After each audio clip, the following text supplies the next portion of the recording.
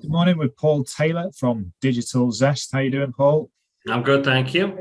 Very good, very good. So let's just dive straight in. If you'd like to tell us a little bit about who you are, what you do, for how long you've been doing it for, please.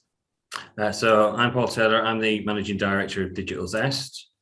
We have been in operation for 9 years, and we focus on generating new revenue and sales for clients and reducing admin time and manual labor where possible. We do that predominantly through the digital world, websites, e-commerce, digital marketing.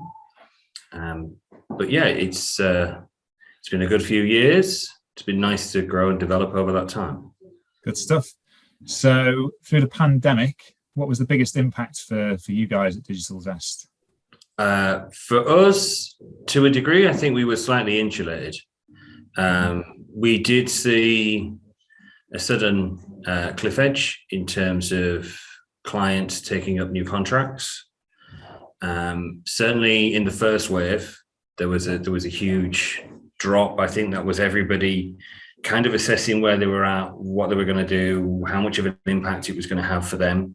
And then we started to see clients come to us because they realized that they could operate, but they needed to operate in a different manner. And they could still sell, but they needed to do it differently, predominantly online, which for us, we were in a good place at that point. There were still some unknowns. And I think for the most part, the vast majority of our clients and our customers made it through. I do think a couple, unfortunately, came to a bitter end because it just was unsustainable for them. And there will have been other casualties, there's no doubt. But for most of our clients, once they realized that they could still operate, they just needed to change the way that they were operating. Things came back to normal, I would say, within probably 4 months or so. Cool. So yeah, obviously the online space was the place to be and adapt to if you hadn't already during that time. Are there sort of actions that you've taken as a business yourselves, one or two actions that you changed in terms of ways of working, or as a business you had to adapt to in terms of the pandemic and the effects for you guys? We traditionally went to a lot of trade shows. We were very people orientated, face-to-face human contact, which is why we did exhibitions.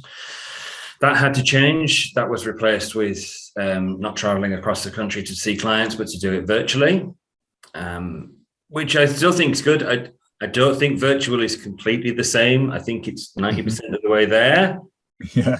But I still think you lose some of that human touch. That was a big shift. The other thing as well was we found ourselves doing more around training and educating our clients on what to do, what was out there, what different opportunities or different strategies. So that was something that we had to take on board, and we've now created little training programs for some of our clients. But for us, it was the vast majority of it was doubling down on what we already did, going that extra little mile to explain you could do this slightly differently, you'd get a better return on it. Cool. So what does the future look like in terms of where we are now, all being well that the worst of the COVID-19 is over? And what do you see as the main challenges going forward for your business? So I think COVID-19 is to all intents and purposes, it's over. We're in this new norm, as people refer to it. I think the recession was inevitable. Yeah. And it would have been nice if we'd have had slightly longer before it kicked in. But going on, what's going on in the world and the global economy as a whole, it's inevitable. I still think businesses, certainly smaller businesses, are having to be a little bit wiser and a little bit more strategic and thoughtful about what they're going to do and where they're going to invest their income in terms of helping them grow. I think a lot of small business owners suffer from, and it's fully understandable because I've been there, suffer from the assumption that it's all on them. And they're the ones that have to come up with the answers, and they're the ones that have to find the right people and make the right decisions. And I actually think sometimes putting your hand up and going, you know what, I'm genuinely am stuck with this. Is there somebody I can talk to? And even if that's another business owner, or one of your in some cases you'd call them competitors, to find out the struggles are probably similar, might be slightly different, but there are always different avenues and different thought processes that could be looked at. And you might have something that you're not using, you're not leveraging correctly, that could be the answer to your problems. Yeah. But you don't know what you don't know. And as a small business owner, I think at times like this, realizing that sooner rather than later and asking for help is probably the biggest first step that you can take. Definitely, that kind of rings true with us here as well. Say they don't know what they don't know, but the power of just having a chat, community, sharing ideas, that kind of thing really does help. One, to sort of extract the loneliness or that feeling of isolation, but two, to get some proven, tested new ideas that might not just have been thought about. So I like that. That's good. What would you say, moving on to then yourself as a business owner, the biggest learning is that you've had? I would say quite happily that part of that has been our own. We've gone through our own version of that. Yeah. We have expanded our team. We've brought people in with different skill sets. We've taken on consultants to help us move forward. So we very much have gone through some of that process ourselves.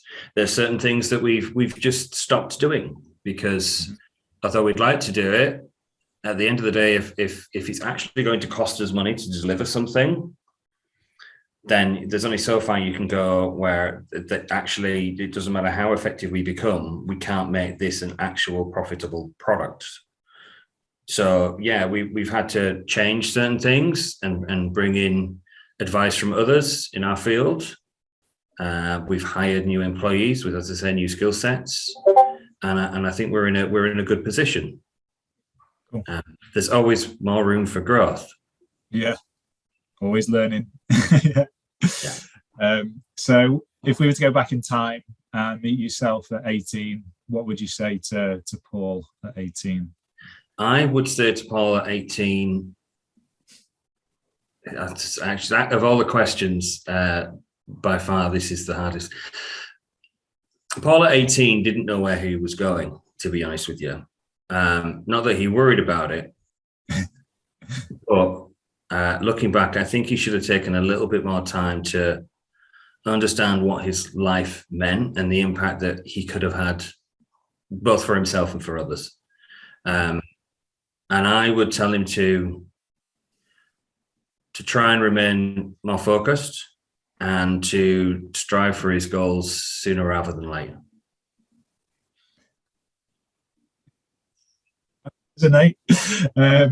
So what inspires you or is inspiring you currently? So it could be friends, family, it might be things that you're reading or listening to, or it could be your team and your business, anything like that, the inspiration that you use. My primary inspiration is typically my children. Mm-hmm. My son's 8, my daughter is 14, and they daily come across new challenges, and some of them they don't like, and some of them they want to dive in and try it out. Their inspiration is what drives me in terms of not just accepting that as things are is how they have to remain. Mm-hmm. Somebody once told me, if you're not trying something new every week, then you've given up. There's also the other key thing, I think, is sometimes you have to realize that the path that you're walking isn't necessarily the one that's right for you. I think that comes definitely from seeing the struggles and trials that my children have gone through and go through on a daily, weekly basis. They never give up. They might not like something at that moment in time, but they still go through the motions. And sometimes there's some really nice silver linings. They realize that they're really good at something they didn't think they were going to be. That they've developed new friendships as a byproduct of going through an experience. So yeah, I think if we all view the world through child's eyes occasionally, I think that's a good thing. Yeah, I've got a 5 and a 7-year-old, and they're teaching me it's kind of life's a mirror, and you're telling them things like, crack on, keep going, you can do it. Yeah. And then you're kind of having those moments in your own head, you're like, this is a lesson, isn't it? for all of us, the way children are, the way you can translate that into adulthood and improve yourself. That's really good. So lastly, any sort of promotions or latest news of your business, of Digital Zest, that you'd like to share? We've continued to grow. We're about to take on a new member of staff.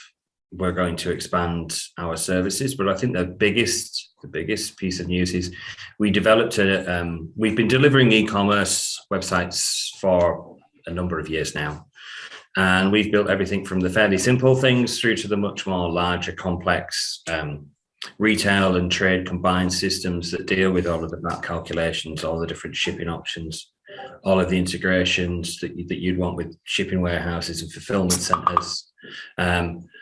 But what we've actually done is we've taken all of that experience and all of those projects that we've done, and we've distilled it down, and we've created our own platform, Creative Commerce. The whole idea behind that is we're now able to offer that to our clients at a much lower entry point in terms of investment than we would have traditionally done on a bespoke project. Mm-hmm.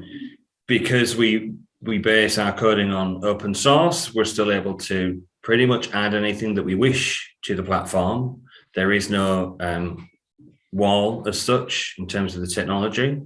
And it means that we can help more small business owners actually grow and add warehouses and accounting systems and leverage automation at a much lower price point than we used to do. Good. Fantastic. Well, most appreciated, Paul, for sharing your thoughts and experiences with us. Hope it all goes from strength to strength for you. So that's Paul Taylor from Digital Zest. Thank you. Thank you. Appreciate it. Cheers. Take care.